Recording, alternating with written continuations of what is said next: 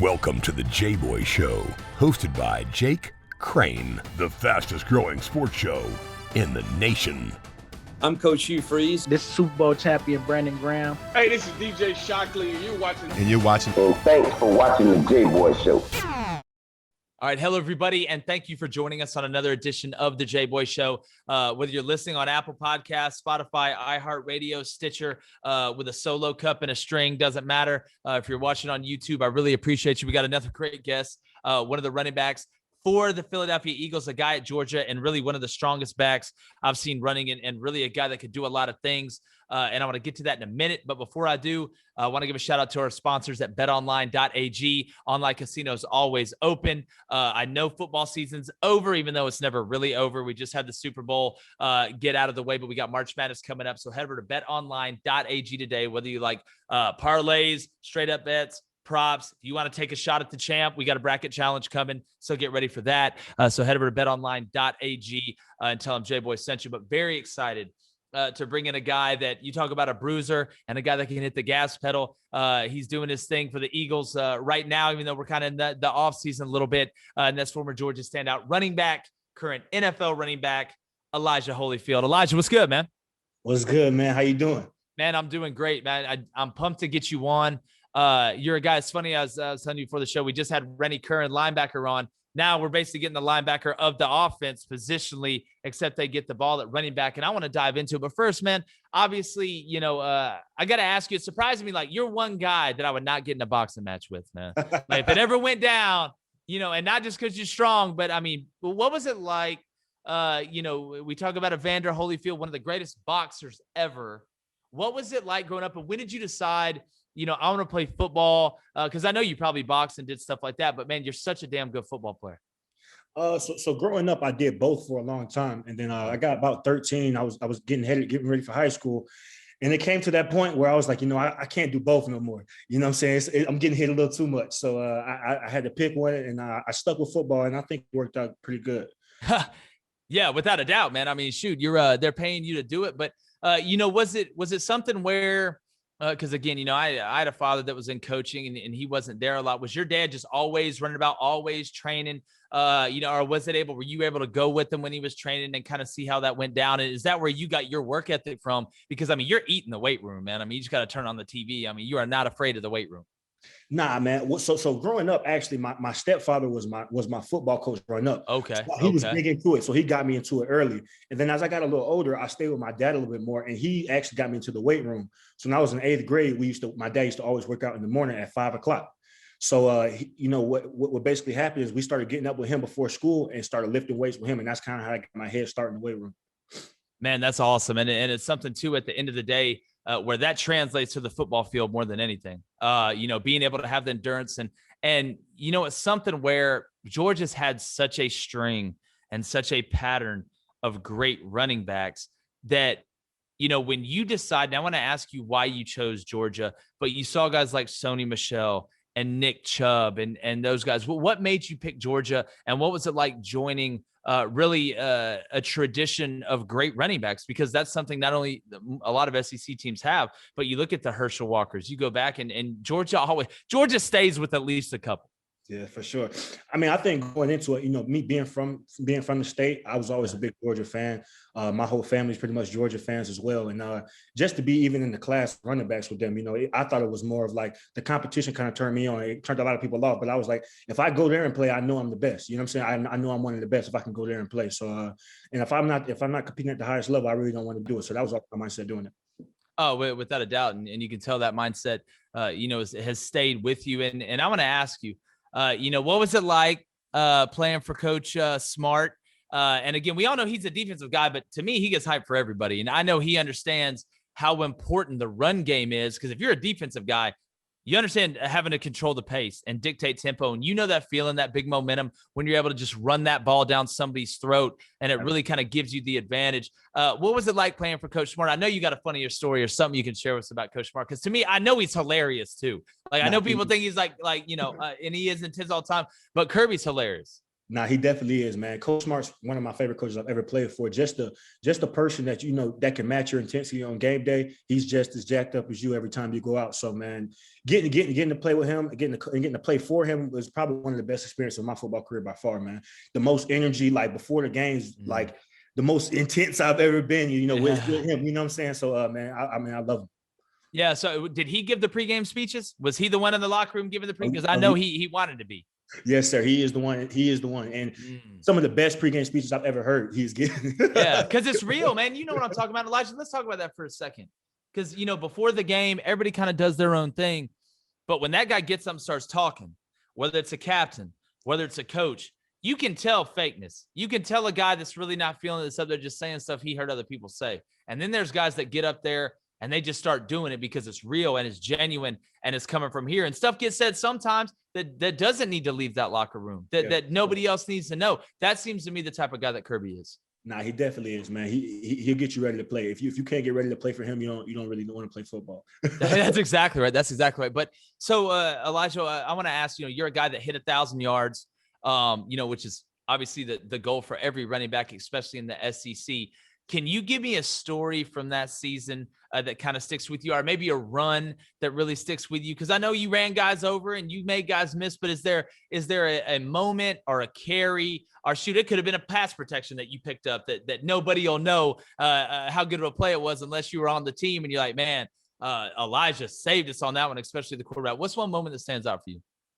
Oh man, it's a couple of them, man. I can just remember it was my first time really playing that much. It was my first year. It was my junior year. So just I was taking it all in as it came. So it was every moment was the best moment until the next one came. But obviously my most memorable moment was probably walking out for the SEC championship as a captain.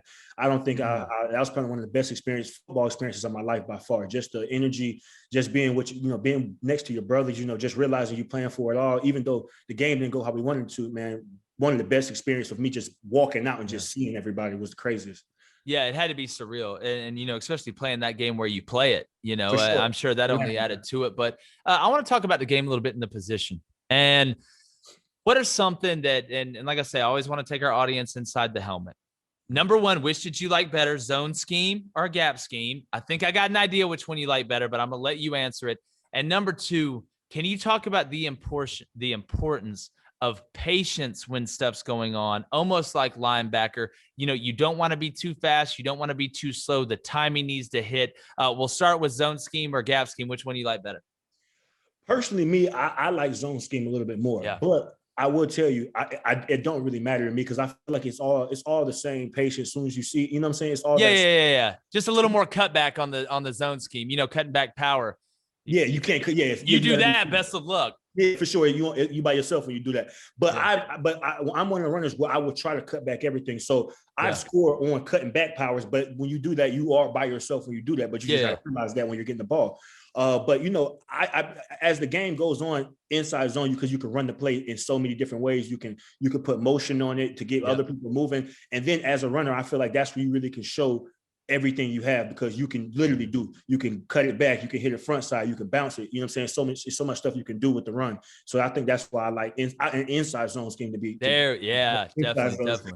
Because we all know the zone was built to cut back. It is built to cut back, but it's amazing if you press it right front side and they don't overplay it, how all of a sudden you can just sneak in. So many people are like, wow, how did he see that? How did he see that? Because again, it's not just grabbing the ball and running as hard and as fast as you can to a certain spot. Can you talk about understanding when I'm getting gap scheme and I've got pullers, maybe it's trucks, maybe I'm getting two pullers, reading that end, because we know the linemen are taught, hey, if he wants to wrong arm you or try and spill you, which we've talked about on the show, go ahead and log him and I'll bounce it outside. But if he wants to box it, I'm going to hit it right where we drew it up.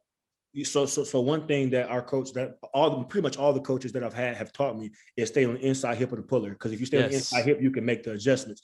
So you never want to be outside, because it's hard to be outside and get back in. It's easy to be inside and get out. You know what I'm saying? No, I know exactly what you're saying. So that's why I say always going to inside hip of the puller. Then you can kind of read it. You got enough time to see what's going to go down. It's amazing. Just, my mind's defensive. So I just think near leg. It's the same thing, at linebacker and running back. Man, that's a great point. We're here with Elijah Holyfield. Again, a guy that stand out at Georgia with the Philadelphia Eagles right now. But I do got to ask you, Elijah, you get done in college, you do your thing. You get picked up, still doing it. How much fun is the NFL? And I know it's a grind because there's no academics, there's nothing like that. It is football. How much football? And you learned a ton at Georgia. You get a master class in Georgia, but then you get to the league. How much more even have you picked up in the NFL? Because it's all encompassing. You got to know what everybody's doing. Because I know the quarterbacks sometimes like to change stuff late to try and keep the defense off balance. You better know what's up. For sure. I would definitely say going to Georgia gave me a great head start, and it kind of gave me a mindset, an NFL mindset, where I came in and it wasn't too much faster than we already had been doing, because Coach Smart has it running at such a high level at Georgia. So I feel like I was really helped by that. But just coming in, just learning from the older guys. I played for Carolina my first year, and I got to watch Christian McCaffery. So, just a guy like him, literally the best running back in the NFL, just getting to watch everything he did. And he wasn't the type of guy that tried to hide what he did or, wouldn't tell you. He literally told me the game. You know what I'm saying? So just learning from a guy like him is so much that I thought I was doing. And then you see him, you're like, oh my gosh, you know what I'm saying? It's a whole different level that he's at. With that, I watch him do ladder drills. It's unbelievable. The ladder drill stuff he does is unbelievable. Man, from the first time I saw him touch the ball, I was like, oh my goodness. Like, I was like, whoa. I was like, okay, I see what's going on. Yeah. But no, for sure. Just everybody, but it's guys like that on every team that, they've been doing it for a long time, Pro Bowlers and stuff like that. You just watch it, man, and they'll give you the game. Without a doubt. And again, McCaffrey's so cool to be doing that, because some guys, like you said, some guys might try to hide it. He doesn't. Obviously, he's had a ton of success. And, something I think he does a great job of is, and something I know every back wants to do, is be a complete back.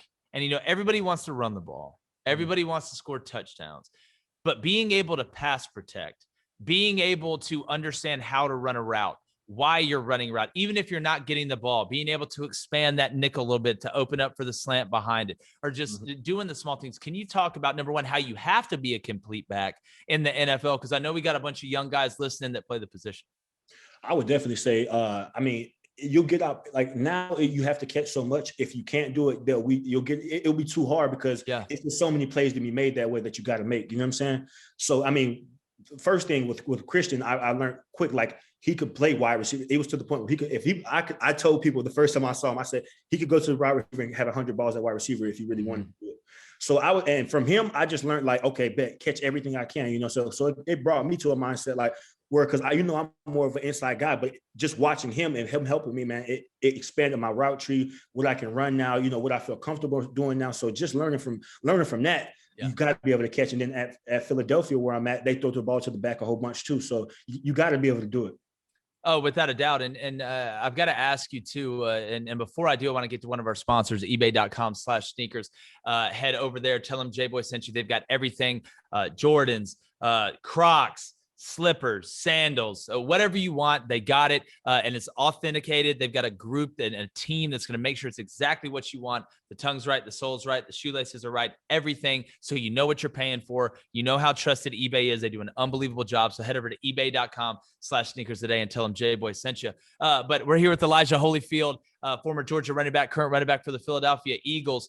And, it's funny, we really, what we talk about when being a complete back is just like in the real world. You want a better job, you want a higher paying job, be able to do more than one thing really well. And you're really able to diversify your portfolio, extend your career. You talk about being a professional at your position and understanding the route tree and understanding if they can split me out and put me in the slot and I'm not a disaster running a hitch or something like that.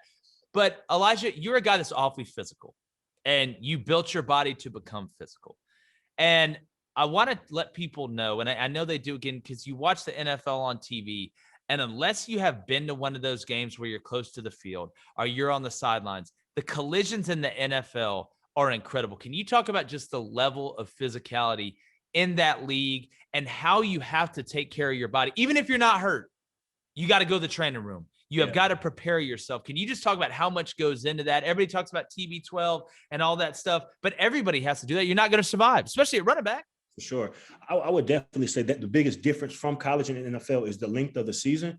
just 16 games. Yeah, that's a good You don't point. realize how long that is. Like, you know, and it's every week. And every week it's at the very highest level. You know what I'm saying? You can't take a week off in the NFL. Nobody's bad. The worst team in the NFL is very good. You know what I'm saying? So Yeah. it's always competing at the highest level. And then your body, as it goes, if you don't take care of yourself in the beginning, it'll catch up to you in the end, and you can't help it. Then you gotta have maintenance the whole time. So you gotta be taking care of your body from start to finish, or you will never make it.